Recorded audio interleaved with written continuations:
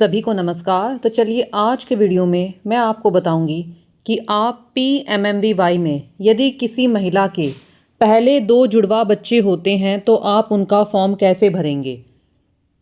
तो फॉर्म भरने के लिए सबसे पहले हम लॉगिन करेंगे और लॉगिन करने के बाद हमारे पास कुछ इस तरह का इंटरफेस आता है। तो मैं यहाँ पर इन 3 लाइन्स पर जाऊँगी। इन 3 लाइन्स पर जाने के बाद मैं यहाँ पर डेटा एंट्री पर जाऊँगी और डेटा एंट्री पर जाने के बाद मैं यहाँ पर बेनिफिशियरी रजिस्ट्रेशन पर जाऊँगी। और यहाँ पर जाने के बाद आप देखेंगे कि बाय डिफ़ॉल्ट मेरा यहाँ पर पहले बच्चे पर ही सिलेक्ट रहता है। अब यहाँ पर ये महिला हैं, इनके जुड़वा बच्चे हुए हैं, तो मैं यहाँ पर नंबर ऑफ़ लिविंग चिल्ड्रन में 2 करूँगी। 2 करने के बाद मैंने यहाँ पर ये जो बॉक्स है इसे टिक करना है। टिक करने के बाद मुझे इनका नाम एज़ पर आधार डालना है। तो चलिए मैं इनका नाम एज़ पर आधार डालती हूँ। नाम डालने के बाद मुझे इनका आधार नंबर डालना है। तो चलिए मैं आधार नंबर डालती हूँ। आधार नंबर डालने के बाद हमारे पास मैसेज आ गया था, आधार इज़ ऑथेंटिकेटेड और please get your bank account seeded with Aadhaar and DBT neighbour, यानी कि इनका अकाउंट आधार सीडेड नहीं है। तो आप इन्हें अपने बैंक अकाउंट को आधार सीडेड करवाने के लिए कहें ताकि इनकी पेमेंट सही समय पर आ सके। तो हम इसे ओके करते हैं और ओके करने के बाद अब हम इनका डेट ऑफ बर्थ डालते हैं। तो डेट ऑफ बर्थ इनका है 30/10/93। तो पहले मैंने यहाँ पर ईयर सिलेक्ट किया, फिर मैंने मंथ सिलेक्ट किया, फिर डेट। तो इनका डेट ऑफ बर्थ है 30/10/93। अब इनकी कैटेगरी यानी कि ये किस कैटेगरी से संबंधित हैं, तो ये अदर्स हैं। अदर्स डालने के बाद अब हम इनका मोबाइल नंबर डालते हैं। तो चलिए हम इनका मोबाइल नंबर डालते हैं। मोबाइल नंबर डालने के बाद हमसे पूछा जाता है कि ये मोबाइल नंबर किससे संबंधित है, यानी कि मोबाइल नंबर ये खुद का है, हस्बैंड का है, मदर का है, फादर का है, मदर इन लॉ का है, फादर इन लॉ का है या अन्य किसी का है। तो ये इनका खुद का है, तो हम सेल्फ पर जाते हैं और सेल्फ पर जाने के बाद अब हमसे यहाँ पर पूछ रहा है एलिजिबिलिटी प्रूफ, एलिजिबिलिटी क्राइटेरिया, यानी कि हम इनको ये लाभ किस बेसिस पर दे रहे हैं। तो इनके पास डॉक्यूमेंट है विमेन होल्डिंग ई श्रम कार्ड। तो मैं यहाँ से ई श्रम कार्ड पर गई और यहाँ पर जाने के बाद मैं ई श्रम कार्ड का नंबर डालूँगी। तो चलिए हम ई श्रम कार्ड का नंबर डालते हैं। ई श्रम कार्ड का नंबर डालने के बाद अब मेरे पास यहाँ पर है अपलोड फाइल, यानी कि मैंने जो एलिजिबिलिटी क्राइटेरिया सिलेक्ट किया है मुझे उसका फ़ोटो भी अपलोड करना है। तो मैं यहाँ चूज़ फाइल में जाऊँगी और चूज़ फाइल में जाने के बाद मैं अपने फ़ोन से जहाँ पर भी मैंने इनकी फ़ोटो ली हुई है, यानी कि जहाँ पर इनके ई श्रम कार्ड की फ़ोटो है उसे सिलेक्ट करूँगी। और सिलेक्ट करने के बाद फिर हमसे यहाँ पर पूछ रहा है MCTS ID, RCH ID, MCP card registration या आभा टाइप। इनमें से आपके पास जो भी है आप उसे सिलेक्ट करें। तो यहाँ पर हमारे पास है ये MCTS नंबर। तो चलिए हम यहाँ पर अब MCTS नंबर डालते हैं। MCTS नंबर डालने के बाद अब हमसे रजिस्ट्रेशन की डेट पूछ रहा है। तो चलिए अब हम इनकी रजिस्ट्रेशन की डेट डालते हैं। इनके रजिस्ट्रेशन की डेट है 1/7/25। तो चलिए अब हम डेट डालते हैं 1/7/25।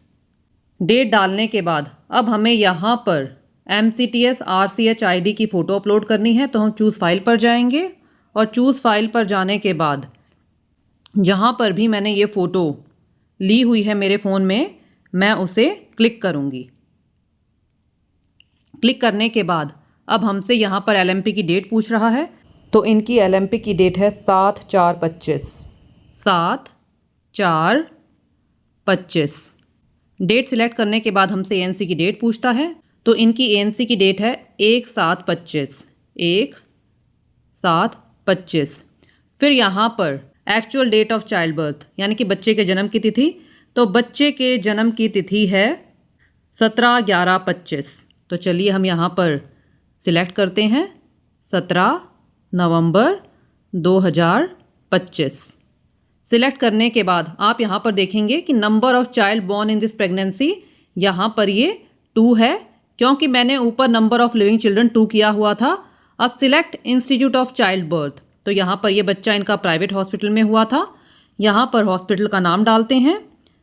हॉस्पिटल का नाम डालने के बाद अब यहाँ पर आप ध्यान दें, यहाँ पर इनके 2 बच्चे हैं यानी कि जुड़वा बच्चे हैं, तो यहाँ पर जेंडर चाइल्ड 1 यानी पहले बच्चे का जेंडर और फिर दूसरे बच्चे का जेंडर। तो पहले बच्चे का जेंडर है इनका फीमेल और दूसरे बच्चे का है मेल। अब यहाँ पर हमसे पूछ रहा है was vaccination recorded on MCP card. तो आप सभी वर्कर इसे यहाँ पर ये नो पर रहता है, आप इसे यस करें। कई वर्कर्स इसे नो पर ही रहने देती हैं।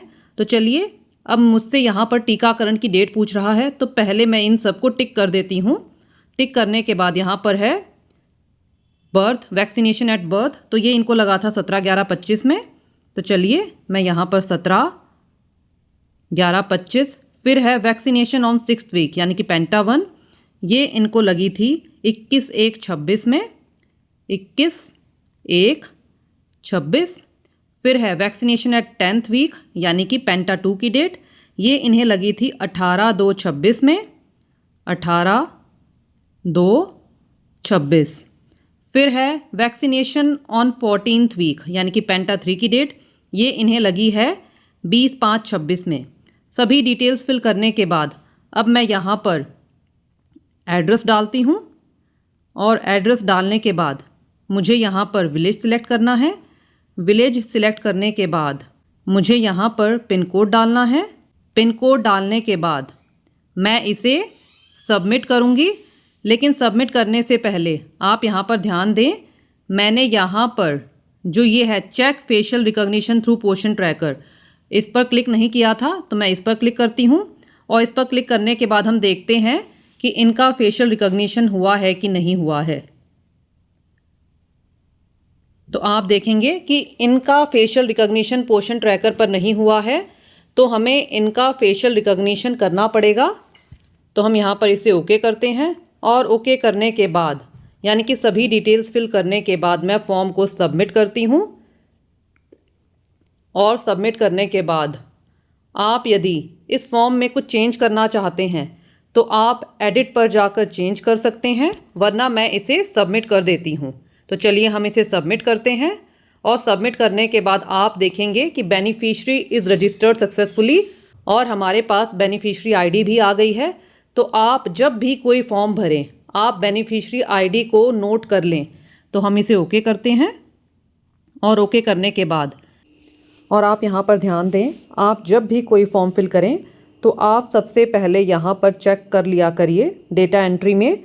डेटा एंट्री में जाने के बाद check NPCI mapping status of pre registered beneficiary, तो हम यहाँ पर जाएंगे और यहाँ पर जाने के बाद हमने इन बेनिफिशियरी का फॉर्म अभी अभी भरा था। तो चलिए हम इनकी NPCI मैपिंग चेक करते हैं।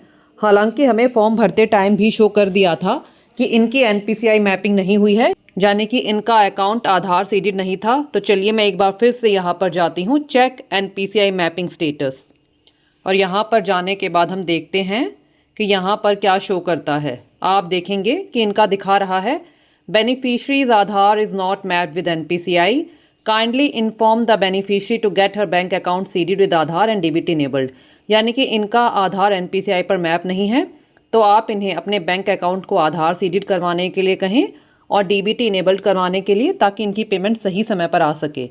तो चलिए मैं एक बार फिर से क्लिक करती हूँ, अभी भी यही दिखा रहा है। फिर मैं एक बार फिर से क्लिक करती हूँ, क्योंकि कई बार ऐसा होता है कि स्टार्टिंग में हमारे पास दिखाता है कि इनका आधार NPCI पर मैप नहीं है, लेकिन जब हम 2-3 बार करते हैं तो हमारे पास शो कर देता है।